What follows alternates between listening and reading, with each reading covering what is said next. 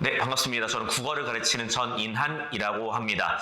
오늘 우리 친구들이 시험이 끝났을 거예요. 그죠? 그래서 오늘 국어를 끝으로 해서 시험이 끝났는데, 일단 시험 보느라 너무 고생들 많으셨고요. 또한 이제 뒤에서 열심히 뒷바라지 해주시고 도와주신 학부모님께 정말 고생했다는 말씀 드리고 싶습니다. 자, 오늘은 제가 이제 배재고 이번 기말고사에 대한 총평을 좀 말씀드리면서 여름방학 때는 좀 뭘 하면 좋을지에 대한 이야기를 좀 할 건데, 약간의 좀 쓴소리도 제가 좀 할 것 같아요. 제가 이번에 좀 이제 우리 친구들과 이제 공부하면서 좀 느꼈던 것 중에 하나가 이제 당연히 뭐 학습적인 것들도 있는데 뭐랄까요? 어떤 정신적인 측면일까요? 그런 것들도 좀 제가 이제는 얘기할 때가 된 것 같아서 그런 것들도 좀 이제 얘기를 할 것이고, 그다음에 또 이제 이 영상을 이제 뭐 학부모님만 보시는 게 아니라 학생들도 보겠죠. 학생도 한번 좀 본인 스스로 성찰해보는 그러한 시간을 좀 가졌으면 좋을 것 같아요. 자, 일단은 저에 대한 소개는 뭐 요 정도. 그죠? 그래서 여기서 배재고 담당하고 있고요. 제가 여기서 이제 고3 수업 및 이제 특강 국어 수업을 담당을 하고 있습니다. 그래서 제가 여기서는 배재고만 전문적으로 하고 있습니다. 자, 그럼 제일 이제 중요한 이번 기말고사 총평에 대한 이야기를 한번 해볼 건데요. 아마 이번 기말고사는 친구들이 약간 좀 나뉠 것 같아요. 그 나뉜다라고 한 점이 어떤 거냐면요. 아마 조금 이제 쉬웠다라고 하는 친구들이 있는 반면에 너무 어려웠다라고 얘기하는 친구도 좀 있을 것 같거든요. 그게 좀 이유가 있어요. 그래서 요거를 좀 우리가 한번 잡고서 말씀을 드리자면, 일단은 이번에 좀 특이점이라고 얘기한다면요. 이번에 뭐 수능 특강, 이거 이제 수능 완성이 좀 들어갔고, 그 다음에 평가원 기출이 좀 들어갔습니다. 그래서 이번에는 좀 교과서에 있는 것보다도 좀 외부 지문을 중심으로 해서 좀 수업이 진행이 됐다라고 보시면 될 것 같고요. 그 다음에 문법은 그냥 아예 프린트로 통으로 수업을 진행을 했어요. 그래서 사실 이제 교과서의 비중보다는 이제 프린트에 대한 비중이 점점 커지고 있다라고 하는 거. 이렇게 된다고 한다면 2학기 때는 정말 작년과 동일하게 교과서를 안 쓰는 경우도 수도 있을 것 같긴 한데, 일단은 이번에는 프린트가 좀 더 많았다. 문항수는 저번과 좀 비교해 보시면은 객관식이 한 문제 더 늘었고요. 문제 수는 그에 따라 33문항이었다고 보시면 될 것 같습니다. 자, 그래서 문제 수는 뭐 전과 크게 다를 건 없었기 때문에 아마 문제 수 가지고선 친구들이 힘들어하지는 않았을 것 같거든요. 근데 이제 본질적인 게 여기에 들어가 있다라는 겁니다. 자, 요게 이제 제가 친구들한테 얘기해주고 싶은 바로 쓴소리예요. 제발 좀 간절함을 가졌으면 좋겠어요. 혹 또한 이제 좀 국어라고 하는 과목에 대한 투자가 이제 들어가야 되는 것이 아닌가라는 생각을 제가 친구들한테 좀 이제 얘기를 해주고 싶거든요. 이제 보면 사실 이제 국어라고 하는 학문 자체를 친구들이 어떤 생각을 하시느냐, 이런 거죠. 아니 뭐 우리말이니까 조금만 공부하면 되겠지라고 하는 것들로 많이 이제 점철되어 있는 것 같아요. 그러니까 이제 국어라고 하는 게 뭔가 감이 좋은 친구들, 혹은 뭐 어렸을 때부터 뭐 책을 많이 읽었던 친구들, 뭐 그런 친구들이 유리하다. 뭐 반은 맞고 반은 틀린 것 같아요. 만약에 우리 친구들이 이 시험이라고 하는 것에 대한 본질적인 것들을 좀 깨닫게 된다면은, 사실 뭐 국어에 대한 감이 좋고 뭐 어렸을 때 책을 많이 읽었다 이것보다도 어떻게 하면 고등학교의 사고에 맞춰가지고 내가 공부할 것인가가 더 중요할 것 같거든요. 근데 그런 생각이 너무 없어요. 그러다 보니까 이제 너무 열심히 안 하는 것 같아요. 이거는 뭐 제가 느끼는 바는 그랬어요. 물론 이제 본인들은 늘 열심히 한다고 주장을 하는데 제가 봤을 땐 그렇지 않아요. 제가 이번에 배재고를 담당하면서 제가 과제 성취도를 올리려고 되게 노력을 많이 했던 것 같아요. 그러니까 과제량이 저희가 이제 어떻게 보면은 뭐 제가 다른 학원들은 어떻게 될지 모르겠지만 저는 그렇게 많은 편은 아니라고 생각을 해요. 왜냐하면 제가 늘 주장하는 게 많은 문제를 풀기보다는 정확하게 문제를 풀고 넘어가는 습관을 기르는 걸 저는 지향을 했기 때문에 저는 문제 수가 많다고 생각하진 않는데, 친구들이 역시나 이제 국어는 늘 전날에, 나머지 시간 동안에는 수과학에 집중, 그리고서는 이제 영어나 국어나 사회 같은 것들을 등한시하고 있는 게 아닌가. 그러니까 점수가 뭔가 나오지 않는 것들이 이어지고 있지 않나가 제 생각이었던 건데, 우리 친구들이 지금 그런 상태였다고 한다면 아마 이번 기말고사는 좀 어려웠을 것 같아요.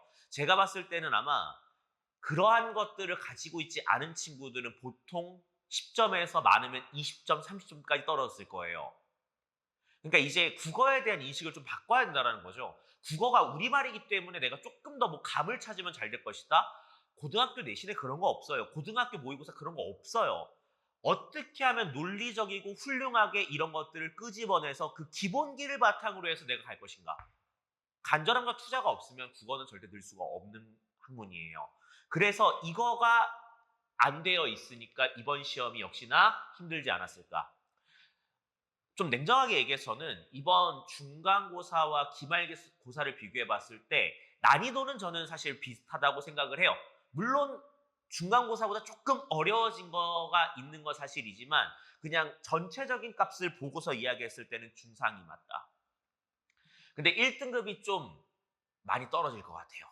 요게 이제 이유가 크게 두 가지가 있는데 제가 뒤에 설명드리겠지만 역시나 여기에서 보이시는 서답형 1번 때문에 그렇습니다. 이번에 서답형의 부분 점수가 아예 없었어요. 그래서 아마 서답형에서 뭔가 실수 하나 삐끗하게 되면 그냥 5점 뚝 날아가고 10점 뚝 날아가고 약간 이런 식이었기 때문에 아마 친구들이 좀 이제 잠깐의 실수가 있었다고 한다면 아마 좀 많이 내려가지 않았을까라고 하는 게 저희 첫 번째 생각. 두 번째는 이번에 문학이 좀 외부 지문이 좀 많이 나왔던 상황이었고 선지가 되게 길어지다 보니까 아마 대응 능력이 좀 떨어졌으면 그랬을 수도 있을 것 같다. 그래서 제가 조금 낮게 잡긴 했는데 사실 이것도 제가 이제 저의 대략적인 측정인 거지 이제 우리 배제고 친구들의 어떤 능력상 보았을 때 이것보단 좀 더 뛸 수는 있어요. 하지만 이거 이하로 내려갈 것 같진 않아요. 제 생각은 그렇습니다. 자, 그리고 나서 이제 좀 더 분석을 해보자면 이런 것 같아요. 이번에 제가 중간고사보단 조금 더 어려웠다. 이 정도 얘기할 수 있는 게 일단은 문법 수는 19문항이고요. 서답형 5문항 여기 다 들어가 있었어요. 그다음에 문학은 14문항이었다. 어떻게 보면 중간고사와 거의 유사했죠. 이 부분에 대해서는요. 하지만 제가 얘기했듯이 여기서부터 이제 좀 파티가 시작이 됐던 것 같습니다. 중간고사 때는 문법에 좀 힘이 많이 실려 있었다고 한다면요. 이번엔 문학에 조금 더 힘을 실었던 건 맞습니다. 그런데 제가 아까 말씀드렸던 것처럼 문법 자체가 일단은 서답형이 모두가 다 부분 점수가 없었던 상황이었다 보니까 서답형 1번도 또 나름대로 좀 생각을 해야 되거든요. 이 시점짜리가 이미 틀리고 시작을 했고 그다음 거기서 이제 내가 실수해서 한 뭐 5점짜리 2개 잘못 쓰게 되면 이미 80점대로 시작을 하는 거예요. 자, 그런데 이제 우리가 판단해야 될 거. 문법은 직관적인 문제풀이가 가능했다. 즉 서답형 1번을 제외하고서는 만약에 수업이나 본인 스스로가 분석이 되게 잘 되어 있었다고 한다면요. 아마 문법은 시간이 오래 걸리지도 않았을 거고 어렵지도 않았을 거예요. 이건 제가 수업 시간에 얘기했던 것들이 정말 잘 나왔거든요, 이번에. 아예 제가 그래서 영상까지 아예 다 따가지고 이제 보여줄까 봐 이런 생각 막 하고 있어요. 아니, 워낙 애들이 모르겠다라고 자꾸 주장을 하는 건데 그 모름이 정말 몰라서일까? 제가 아예 이제 영상까지 보여줄까 생각을 하고 있는데 이번에 직관적인 문제풀이가 됐었어요. 그래서 만약에 이번에 문법이 3문제 이상을 틀렸다. 그렇다고 한다면 아마 중간고사 때 있었던 개념을 좀 까먹고 왔었고 이제 문법에 대한 학습들을 이제 약간 파편화해서 공부했을 가능성이 높다라는 겁니다. 자, 그런데 이런 상태였는데 이번에 문학이 조금 더 어려움이 더 갔던 것 같아요. 그래서 문학 같은 경우에 이번에 외부 지문이 좀 많이 나왔던 건 저도 인정은 해요. 이제 중간고사 때도 외부 지문이 나오긴 했었는데 그때보다도 조금 난도 있는 작품들이 좀 나왔던 건 저도 인정하는 사실. 그리고 선지가 좀 길어지다 보니까 친구들이 좀 당황하지 않았을까. 그래서 이번에는 시험 자체가 친구들한테 문학에서는 독해 능력을 조금 더 요구하는 측면을 가다 보니 친구들이 만약에 문학을 좀 만약에 어려워했다. 문학이 원래 약하다. 이런 친구들은 문학에서 아마 점수를 많이 못 벌었을 거예요. 그래서 아마 이번에 점수가 좀 떨어지는 방향으로 나오지 않을까. 라는 생각을 저는 하고 있습니다. 이것들을 조금 더 세부적으로 들어가 볼게요. 제가 문법은 친구들한테 이 얘기해주고 싶어요. 제발 암기하고 예시를 좀 분석하고 좀 외우면 안 될까요? 제가 이번에 좀 수업을 하면서 느꼈던 것 중에 하나가 뭐냐면요. 애들이 곧 죽어도 암기를 안 하더라고요. 근데 제가 이거를 여기에서만 발견한 게 아니라 다른 과목에서도 그러더라고요. 막 사회 한국사 같은 거 절대 곧 죽어도 안 외우고요. 영어 단어 곧 죽어도 안 외워요. 그래서 제가 물어봐요. 일단 내신의 기본은 암기가 되어 있어야지 그 다음 스텝으로 넘어갈 수 있는 것들이 있는데 왜 암기를 안 해라고 물어보게 되면 자기는 암기가 잘 안 된대요. 암기를 못 한대요. 그런데 수학이나 과학은 그게 되게 잘 된대요. 거짓말이에요. 본인 스스로가 노력을 안 한 거겠죠. 사실 우리한테 주어지는 것 자체가 엄청나게 고난도의 뭔가 내용을 주거나 대학에서 나올 만한 원서를 주고서 외우라고 한 적은 없어요. 차분하게 읽고 차분하게 생각하면 충분히 외울 수 있을 정도의 학문을 요구하는 게 고등학교잖아요. 근데 친구들이 그걸 안 해요. 그리고 점수가 안 나온다고 주장을 하는 거죠. 스스로 생각해 봐야죠. 이거 뭐 어머님들께서 보시겠지만 이건 애들도 봐야 돼요. 본인 스스로 정말 열심히 최선을 다해서 암기를 했나요? 암기 없는 다음은 없어요. 수학과 과학도 분명히 본인 내면적으로는 암기된 것들이 있으니까 그것들을 할 수 있다라고 뽑아내는 거겠죠. 그리고 자기는 이과머리라 주장을 하는데 아니에요. 우리 모든 것들을 다 할 수 있는 건데 본인의 어떤 취향, 본인의 그냥 생각으로 그런 것뿐이죠. 근데 이 문법도 역시나 암기가 안 되어 있으면 다음 스텝으로 넘어갈 수가 없어요. 제가 이번에 친구들한테 문법 같은 경우에는 낼 수 있는 게 이미 정해져 있으니까 그런 것들을 조금 더 암기해서 문장들을 좀 많이 보고 납득이 안 되는 예시들은 좀 외워서 가져가도 나쁘지 않을 것이다. 왜? 되게 직관적이니까요. 제가 배제금 문법은 되게 직관적이라는 표현 아까 말씀드렸잖아요. 이번에 이게 됐던 게 요거를 딱 보자마자 친구들이 생각이 들었던 거 이거는 세 자리 서술어와 관련된 건데 뭔가 좀 이상한 걸 찾으라는 얘기고 이게 나왔어야 됐다고요. 왜냐? 투수가 던졌어요. 뭘 던졌어요? 공을 던졌죠. 공을 던졌는데 받는 사람이 또 필요할 거잖아요. 이런 식으로 이제 판단을 해서 이제 문제를 들어가는 건데 친구들이 이러한 것들을 이제 암기도 안 하고 예시 분석을 안 하게 되면 당연히 문제를 못 푸는 거죠. 영상이 좀 잘 안 보이실 수는 있겠지만 제가 서술어의 자릿수 무조건 나온다. 이거 안 나오면 나 은퇴한다까지 아예 영상에서 거론을 해요. 근데 우리 친구들이 이제 이런 것들을 좀 꼼꼼하게 분석을 했다고 한다면 이 문제가 쉽게 넘어갈 수 있었겠지만 만약에 이런 것들을 안 했다고 한다면 이제 1번부터 5번까지 다 보는 거죠. 그랬으면 무슨 문제가 생길 것이냐. 이번에 문학 볼 시간이 없었다. 문학의 새로운 지문을 볼 시간이 아마 없었을 거라는 것이죠. 그래서 문법은 반드시 개념을 암기하고 예시 분석을 통해서 가져가는 거지 문제를 5,000개, 10,000개 풀어서 넣는 게 아니라니까요. 친구들이 그 본질을 좀 깨달아야 돼요, 이제. 이제 바꿔야죠. 그죠? 그런 상황이었던 것 같고요. 또한 제가 이제 친구들한테 경우의 수도 알려줘요. 전 약간 제 자체가 약간 이과적인 성향이 있어가지고 그 변수라고 하는 것들도 제가 이제 염두에 두고 가르치는데 제가 친구들한테 그 얘기도 했어요, 수업 시간에. 얘들아, 사동과 피동 있잖아. 이거를 웬만하면은 다 이렇게 가르칠 거야. 웬만한 학원들에서는 이렇게 가르치거든.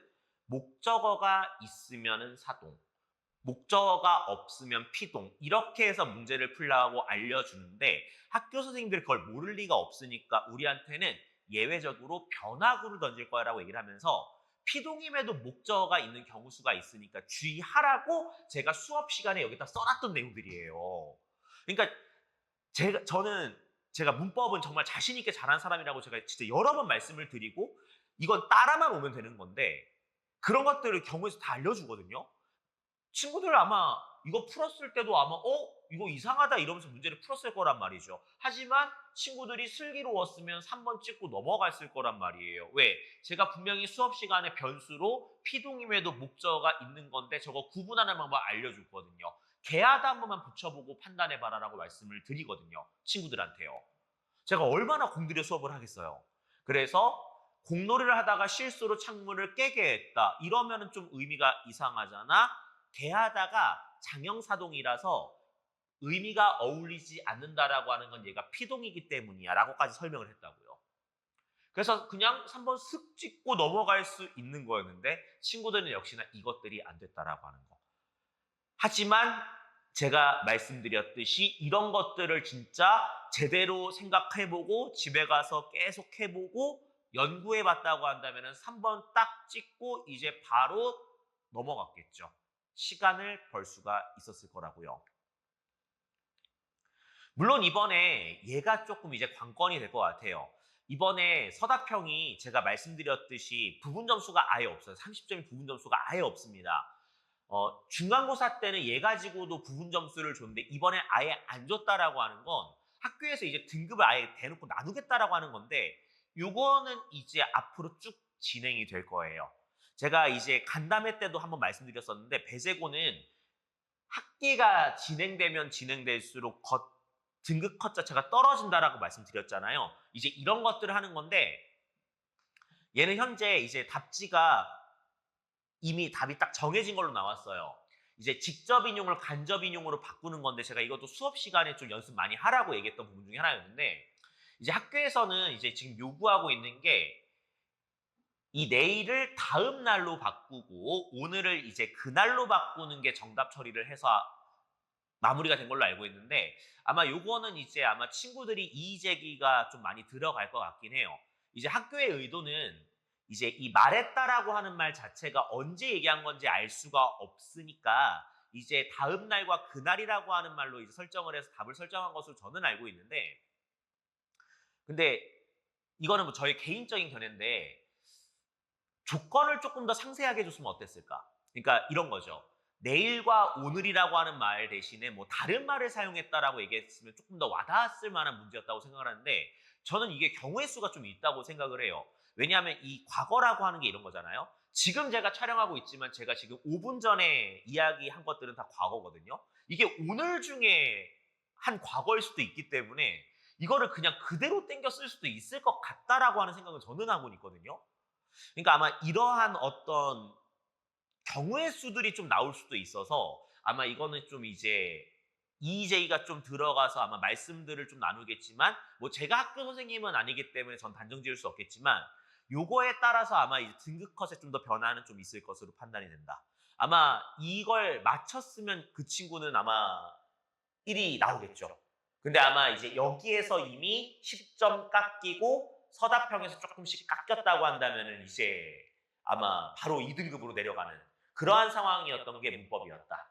근데 문법은 확실하게 직관적인 문제풀이가 가능한 수준으로 나왔었기 때문에 우리 친구들이 만약에 문법을 3개 이상 틀렸다고 한다면은 방학 기간 동안에 뭔가 좀 조치는 취해야 될 것 같아요. 그 다음에 제가 좀 세게 달았죠. 여러분의 문학 개념어는 안녕하신가요? 제가 중간 때도 한번 말씀드렸던 것 같은데요. 그죠? 배제고는 수능에 가까운 문제를 출제하는 학교. 그러니까 문학 개념어를 꽉 잡고 있으면 굉장히 좋은 학교라고 제가 여러 번 말씀드렸던 것 같은데 이번에 문학이 확실히 중간에 비해선 난도가 많이 높은 거 저도 인정. 하지만 엄청나게 난도가 높았다고 얘기하는 건 조금 저는 어폐가 있다고 생각을 해요. 내용 자체가 좀 길어진 거 맞습니다. 선지 길어졌고요. 그 다음에 문학 작품도 좀 이제 밀도 있는 작품이 나온 건 맞는데 아예 못 읽을 만한 건 아니었어요. 근데 아마 문학에서 좀 절음이 있었다라고 하는 거는 좀 역으로 생각해 보면 문법에서 시간을 너무 많이 쓰다 보니까 문학을 좀 제대로 읽을 수 있는 시간이 없을 수도 있을 것 같습니다. 하지만 문학 개념어를 명확하게 알고 있어야지 외부 지문에 대한 독해가 되는데 우리 친구들은 자꾸 그걸 간과를 해요. 너무 아쉬워요. 그래서 저는 문학 개념어를 좀 계속 날카롭게 다듬을 필요가 있다라고 얘기해서 어저께 직보 때도 제가 문학 개념어를 계속 시켰거든요. 아마 요거는 친구들이 틀릴 일은 거의 없었을 것 같은데 이거는 이제 박목월의 경사와 이제 김기택의 쥐가 엮여서 나왔던 내용으로 이제 확인이 되는데요. 제가 이것도 이제 수업 시간에 친구들한테 얘기하면서 다루었던 것 중에 하나. 자, 얘들아. 우리가 이제 조금 고민하고 생각해보고 넘어갔으면 좋겠는 것 중에 하나가 뭐냐면 학교 내신은 여러분께 짜잘함을 요구할 거기 때문에 항상 워딩을 좀 잘라가면서 볼 필요가 있을 거야. 명사로 시상을 마무리하여 시적 여운을 형성하고 있다라고 하는 말. 이런 것들이 나오게 되면 내신에서는 장난질 거리가 너무 좋아라고 제가 얘기를 했었어요. 왜냐하면 제가 여기다 써놨는데 명사로 시상을 마무리하는 것과 명사 종결을 사용했다라고 하는 선지가 있었다고 쳤을 때 이게 같을 수도 있고요. 아닐 수도 있어요. 제가 수업 시간에도 요 얘기 한 것이 한 번 있었거든요. 친구들한테. 명사로 시상을 마무리한다라고 하는 건 무슨 뜻이냐면 시 작품 자체가 명사로 끝났다라는 거예요. 그럼 이 선지가 나오게 되면 우리는 어딜 봐야 돼요? 그렇죠. 바로 시의 끝을 보는 거예요. 시의 끝을 보고 명사로 끝났군. 그럼 얘는 맞는 거예요. 얘는 범주가 넓어요. 명사 종결을 사용했다라고 하는 거는 이제 어떻게 받아들이셔야 되냐면요. 시행의 끝이 명사로 끝난 게 있으면 얘는 맞는 선지인 거예요. 즉 명사 종결을 사용했다가 범주가 큰 거고 얘가 되게 작은 범주였던 거죠. 그러니까 문학 개념어를 이렇게 잘 알고 있으면은 저런 것들이 헷갈릴 이유가 없어요. 그냥 딱딱 지우면서 들어갈 수가 있는데 친구들이 그게 이해 안 되는 거예요. 그러면서 계속 작품 왔다 갔다 하면서 그거 찾고 앉아 있는 건데 내신 대비할 땐 이게 이미 되어 있었어야 했죠. 과연 우리 친구들이 이런 것들을 어느 정도 분석하고 수업 때 했던 것들 정리해서 들어갔는가? 그리고 역시나 외우셨는가? 문학 개념어에 대한 능력치를 올리게 되면 외부 지문 나오는 거 아무것도 아니에요. 왜 강사들과 국어를 잘하는 친구들이 외부 지문을 잘 풀까요? 문학 개념어가 머릿속에 서 있으니까 그걸 바탕으로 작품 보는 거예요. 누가 감으로 문제를 풀겠습니까? 이 문제 같은 경우도 아마 오답률이 좀 있었던 걸로 알고 있는데 이건 5교원의 문과 관련된 문제였는데요. 문학 개념어가 강했으면 바로 정답 5번 찍고 넘어갔을 거예요. 왜냐? 생명이 없는 것을 생명이 있는 것처럼 표현했다는 뜻은 화류법이라고 하는 말인데 5교원의 문에는 화류법이 사용된 적이 없었고 제가 수업 시간에도 없다라고 얘기했습니다. 문학 개념어가 이런 맛이 있어요. 제가 왜 암기를 해야 된다라고 하는지 이제 납득이 되시나요? 문학 개념어도 암기를 하게 되면 써먹을 수 있는 예쁜 게 얼마나 많아요. 그리고 그것들을 바탕으로 해서 이제 이런 작품들을 해석을 하는 거죠. 이 작품 이상의 가정? 저도 이제 이 작품이 나올 거라고 생각은 못했어요. 그러니까 이거는 이제 순수하게 친구들이 읽고 넘어가야 되는 문제였던 것이죠. 근데 이런 것들도 문학 개념어를 갖추게 되면은 적절하게 잘 끊어서 내용들을 보게 될 것이고 분석을 할 수가 있겠죠. 근데 이 분석 자체가 내용 전체를 뭐 다 이해한다 이건 아니에요. 이런 것들이 들어가 있군 정도 확인을 하는 거거든요. 원래 외부짐이 나오게 되면요. 근데 문학 개념과 그 역할을 할 수가 있다라는 것이죠. 이번에 이제 선지가 좀 길게 나온 건 사실이에요.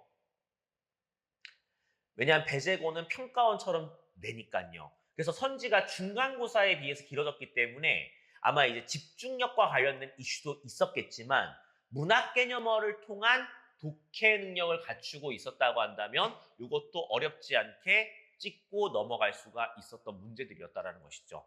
아마 친구들의 체감상으로 분명히 어려웠다고 얘기를 하겠지만은요. 우리가 조금 더 냉정한 시각으로 보게 되면 이번에 배재고 문학도 도전해 볼 만한 했었고 친구들이 충분히 해낼 수 있는 정도는 됐었던 것 같다. 하지만 문학 개념어가 약하게 되면 살아남을 수가 없는 시험이기 때문에 문학 개념어를 어떻게 하면 더 연구하고 공부할까를 여름방학 때 고민해야 된다. 라고 말씀드릴 수 있을 것 같습니다. 그래서 저는 이렇게 생각을 하고 있어요. 이제 앞으로 2학기 때는 내신이 이렇게 가지 않을까. 2학기 때는 고전 시가랑 고전 상문 위주로 갈 것 같아요. 왜냐하면 중간고사와 기말고사 1학기 동안에 고전 시가라고 할 만한 것들은 이제 정철 작품 하나밖에 없었고 다 현대 작품들 위주였었기 때문에 이제 2학기 때는 고전 쪽으로 가게 될 건데 고전 쪽으로 가게 되면요. 진짜 이거 더 날카롭게 다듬어야 돼요. 문학 개념어를 명확하게 모른 상태로 고전 시가를 보게 되면 무슨 말하는지 하나도 몰라요. 왜냐? 학교 내신은 원문으로 나옵니다. 모의고사는요. 현대어플이로 나오는데 당연히 내신은 원문 나오죠. 원문 읽는 상황에서 정신이 없는데 저런 문학 개념어를 꼼꼼하게 물어보는 게 고전 파트이기 때문에 문학 개념어를 중심으로 해서 아마 고전 쪽이 좀 늘어나지 않을까. 그러니까 우린 방학 동안에 이제 이거 두 개를 준비를 해야 되겠죠. 문학 개념어 좀 구체적으로 공부하여서 독해 능력을 좀 많이 올려두고 그 다음에 고전 시가 원문을 읽을 수 있도록 제가 강조해놨어요. 읽을 수 있도록. 제가 얼마나 간절했으면. 그죠? 원문 위주로 학습을 해야 됩니다. 진짜예요. 많이 해야 돼요. 저도 웬만하면 과제는 원문과 현대어 풀이를 좀 같이 주는 방향으로 계속 갈 거예요. 많이 봐야 돼요. 많이 봐야 익숙해지니까요.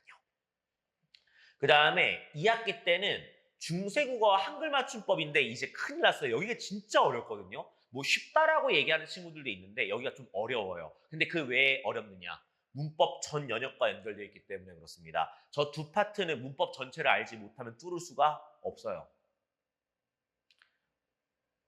1학기 때 문법 했던 거 다 잊어버려야지 성적을 잃어버리겠군요. 안 돼요.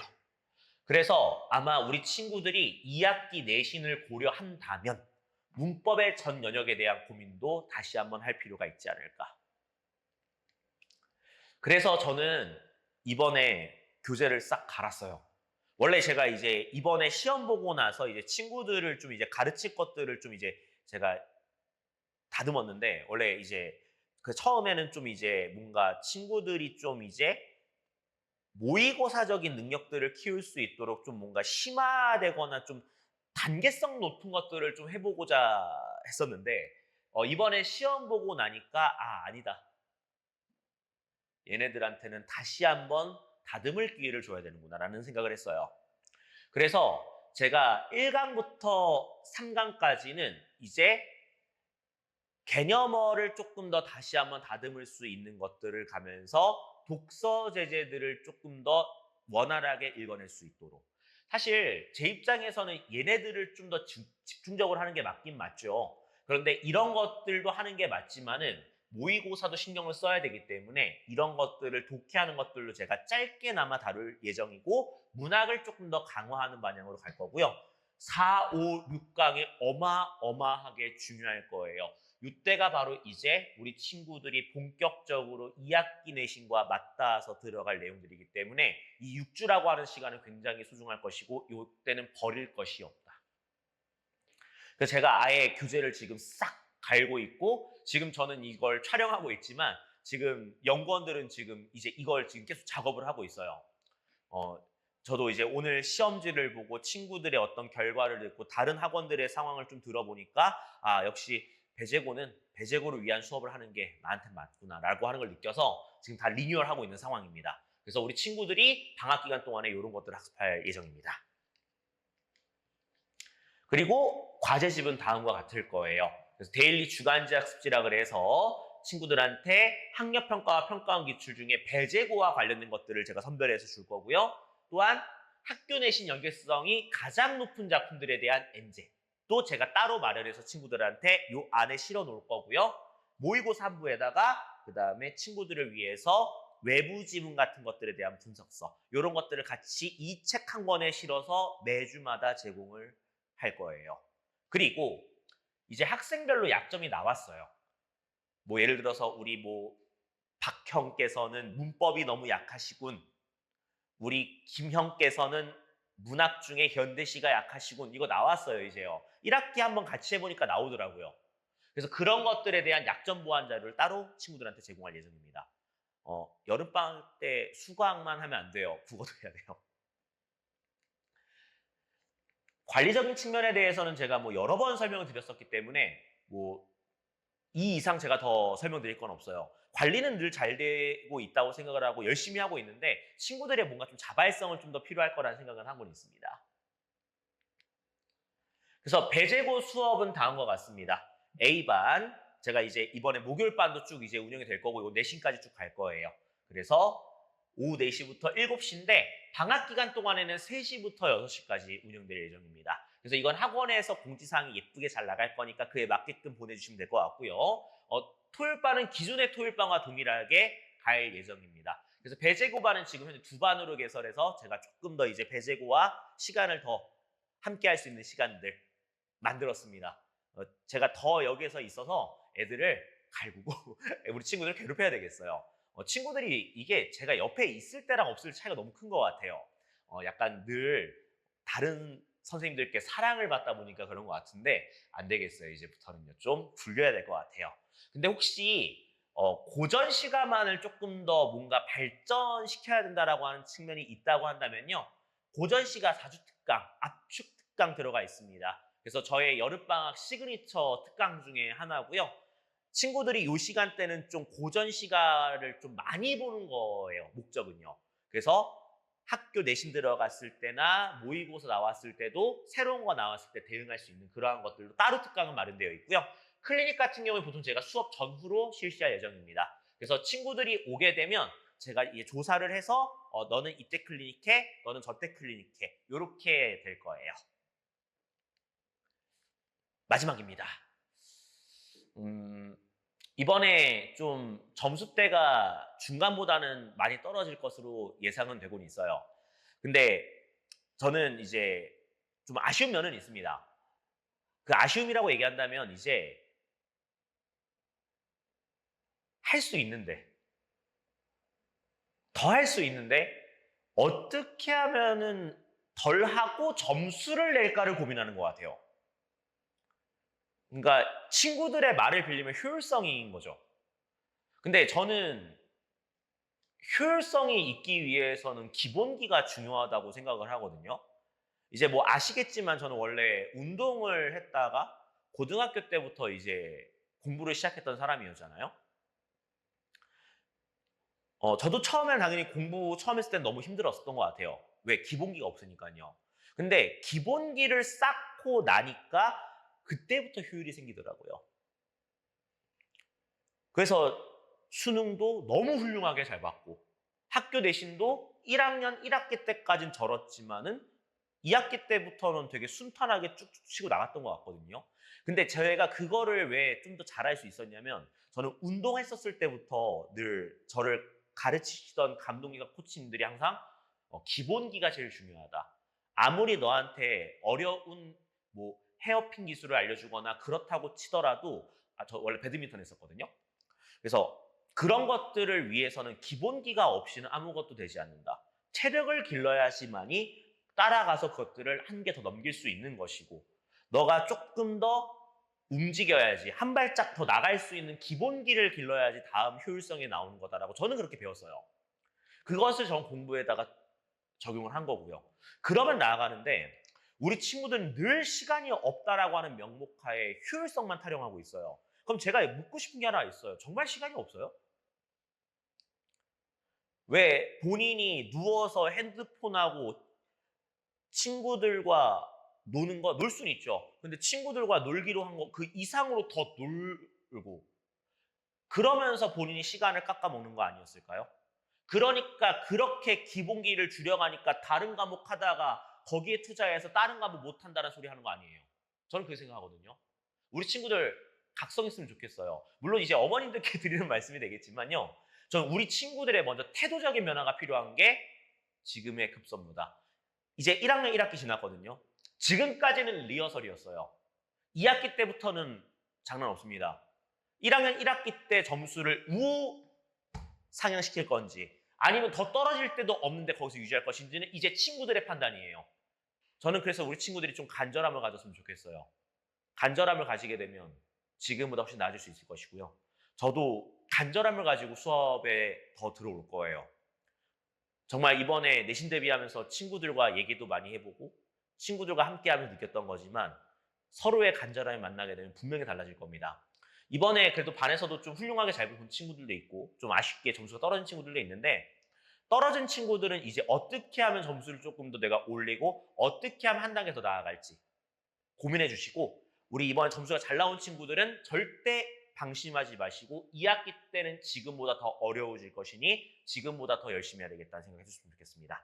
네, 지금까지 배재고 총평이었고요. 수업 때 또 인사드리겠습니다. 감사합니다.